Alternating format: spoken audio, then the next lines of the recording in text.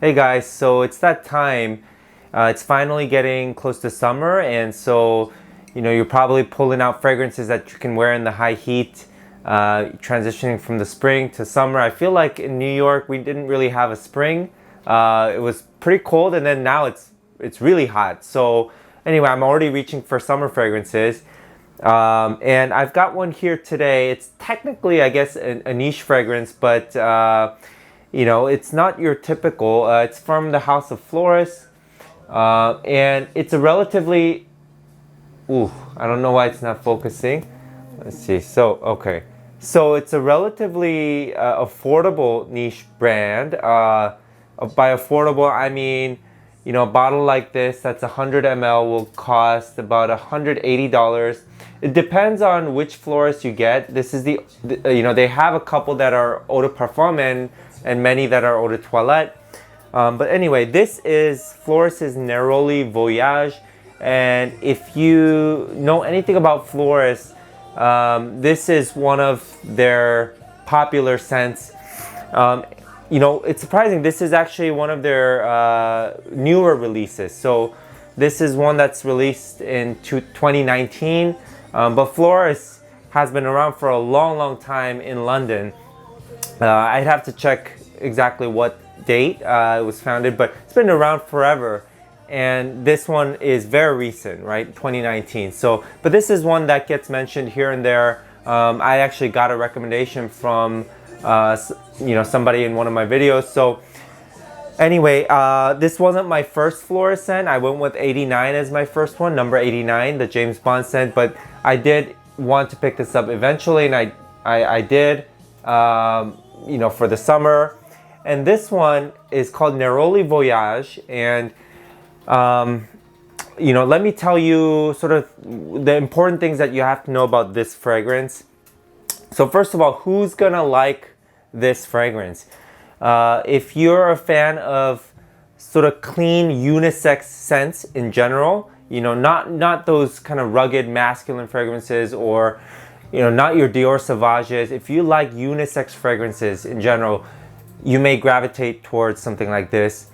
If you like citrus fragrances and you're looking for the best citrus fragrances, this is one that you might consider adding to your collection. It is a neroli fragrance, which is a citrus note after all. Yeah, and then obviously if you're a fan of the note of neroli, this is up there among the best. There's one designer that gets talked about a lot. So if you're a fan of Bvlgari's Aqva Amara, which has a very strong neroli note as well, this is, in my opinion, basically an upgrade from that fragrance, which is great, by the way. But this has more sophistication about it. It smells a bit more high quality. After all, it is more expensive, but you can get this discounted. So, often florist fragrances I've gotten from Joma Shop, where I typically shop for watches, but they have a good, range of fragrances as well, niche fragrances, so that you can't find all the time on FragranceNet, FragranceX. So, Neroli Voyage retails $180 or so. Discounted, you can get this for about $100. Okay, so 100 ml for about $100, and this is eau de parfum. So we went over, sort of who would like this sort of fragrance. Couple other things you should know. It's a great performer, strong performance, especially for a citrus fragrance. But I think actually not just as a citrus scent, but in general, the performance is pretty good. It smells rich. It's not just a citrus that just spray and the opening is great and it's gone. It's the same thing the whole way through. And actually, with this fragrance, it smells. This sort of takes me to the next point, but this smells simplistic at first when you experience it, but it actually, has a lot of nuances. There's some development, as you wear it, from 30 minutes in to an hour in to several hours in. it's not as simplistic as I thought. You know, of course, this is a neroli fragrance through and through, but there is some interesting development. So what does it smell like? So this, you know, basically is neroli blast, right? You get a neroli blast, and neroli gives you an orange feel, and that's where this is like a great summer citrus pickup. You get an orange feel, but it's different from, you know, things like bergamot, lemon, in that it's actually a floral note as well. So you get this orange floral nuance, and at the same time, if done right, like in this case, this one, you know, really accentuates that note of neroli. This here in the eau de parfum concentration, it smells very rich, you know, almost syrupy. And you know, when you think of syrupy, you think of those animalic fragrances, the kind of darker notes, more your heavier scents. But this one, we're talking about neroli that has a syrupy feel, in my opinion. And of course, it's fresh, right? Because it's a citrus. But it's almost like honey, right? So if you think about flowers, you know, producing honey, you know, when you look at a flower, it's refreshing, but it still can release that honey, right? That sappiness, the syrupiness. I almost get that here, but it's, of course, you know, it still has that citrus tartness. But I don't know, there's a richness about this one. And it's not just the neroli note.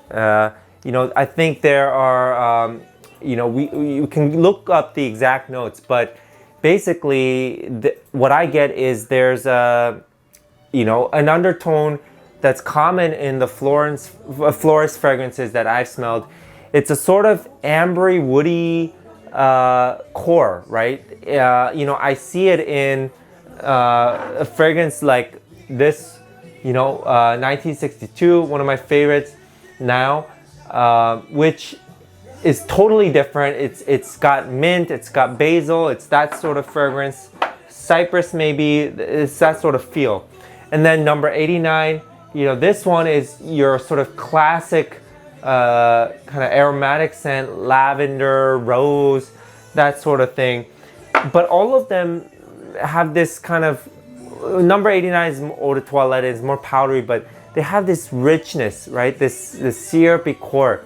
And it's interesting that you can do that with neroli. But, you know, I think for most of you out there, it's not like you're gonna get that right away. This is not by any means a complex scent. I'm just saying that it's not as simplistic as you might think initially, right? So, you know, I'm not recommending this fragrance for everybody.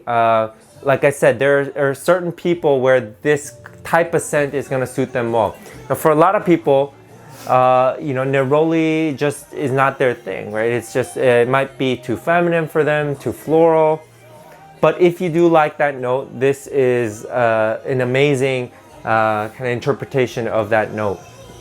So totally recommend. Again, good performance and just a great summer scent.